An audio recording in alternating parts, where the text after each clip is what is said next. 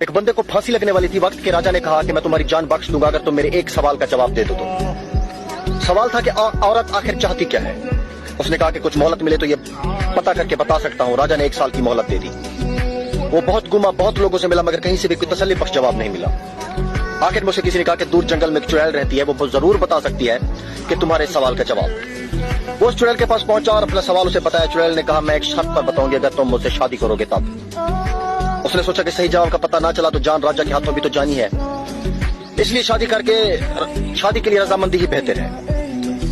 شادی ہونے کے بعد چڑیل نے کہا کہ چونکہ تم نے میری بات مان لی ہے تو میں نے تمہیں خوش کرنے کے لیے فیصلہ کیا ہے کہ میں 12 گھنٹے تک چڑیل اور 12 گھنٹے خوبصورت پری بن کے رہوں گی تمہارے ساتھ۔ اب تم یہ بتاؤ کہ دن میں چڑیل رہوں یا رات کو؟